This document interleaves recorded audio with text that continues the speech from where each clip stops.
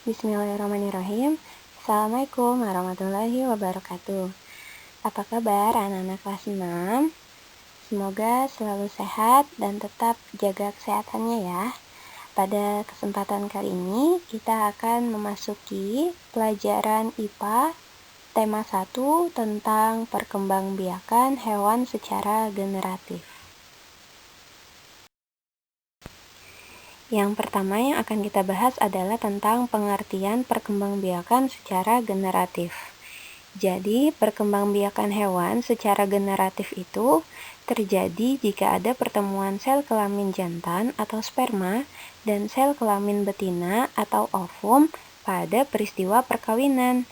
Melalui perkawinan itulah terjadi peleburan sel kelamin jantan dengan sel kelamin betina dan membentuk individu baru yang memiliki sifat perpaduan dari kedua induknya. Perkembangbiakan secara generatif pada hewan yaitu melalui 3 cara. Yang pertama, ovipar, yang kedua, vivipar, dan yang ketiga adalah ovovivipar. Yang pertama, ovipar artinya bertelur. Perkembangbiakan hewan secara bertelur disebut dengan ovipar. Telur atau ovum yang dihasilkan oleh hewan betina akan dibuahi oleh sperma yang dihasilkan oleh hewan jantan.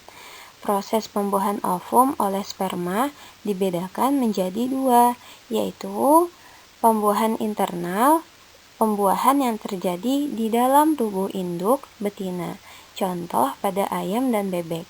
Dan yang kedua, pembuahan eksternal.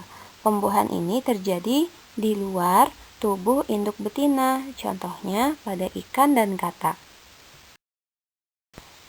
Ciri-ciri hewan ovipar yang pertama, tidak memiliki daun telinga, rahim, dan kelenjar susu.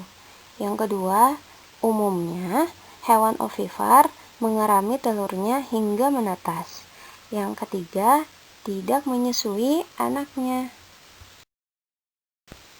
Selanjutnya ialah vivipar, beranak atau melahirkan. Perkembangbiakan hewan secara melahirkan disebut vivipar.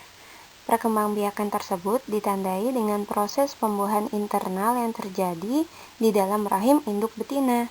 Embrio yang telah terbentuk akan tumbuh menjadi individu baru di dalam rahim induk betina sampai siap untuk dilahirkan. Hewan yang berkembang biak dengan cara melahirkan adalah hewan yang bergolongkan mamalia atau hewan yang menyusui. Contohnya, kambing, sapi, kuda, harimau, kucing, monyet, kanguru, gajah, tikus, kelinci, dan lain-lain.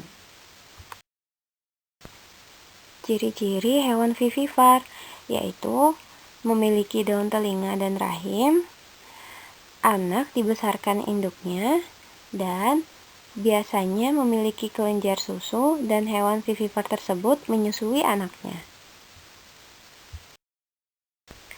Tahukah kamu jika paus dan anggota ordo Cetacea lainnya seperti lumba-lumba dan pesut tergolong mamalia, bukan ikan, walaupun sepenuhnya hidup di dalam air.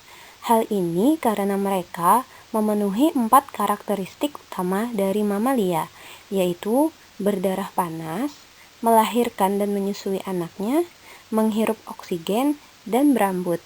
Jadi, jangan salah sebut ya, menjadi ikan paus atau ikan lumba-lumba, karena mereka adalah mamalia, bukan ikan. Yang ketiga, ovovivipar, bertelur dan melahirkan. Perkembangbiakan hewan dengan cara bertelur dan melahirkan disebut ovovivipar. Proses pembuahan terjadi di dalam tubuh induk betina. Hasil dari pembuahan ini kemudian membentuk telur dan masih dalam rahim induk betina. Setelah calon bayi terbentuk secara sempurna, telur siap untuk dikeluarkan dari dalam tubuh induk betina.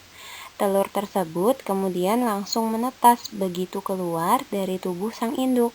Contoh hewan yang berkembang biak dengan bertelur sekaligus melahirkan adalah ikan hiu, pari, beberapa jenis kadal, dan ular. Ovovivipar tidak mempunyai ciri-ciri yang khusus, namun yang membedakannya karena mereka mengandung calon anaknya dalam bentuk telur yang disimpan di dalam tubuh induknya hingga menetas. Setelah menetas, induknya akan melahirkan calon anak tersebut. Nah, itu tadi beberapa materi tentang perkembangbiakan hewan secara generatif. Selanjutnya, tugas mandirinya adalah buatlah 5 contoh soal dan jawaban tentang materi perkembangbiakan hewan secara generatif. Ditulis di buku, tulis tematiknya ya. Selamat mengerjakan. Sekian dari Bu Rina. Terima kasih. Semoga bermanfaat. Wassalamualaikum warahmatullahi wabarakatuh.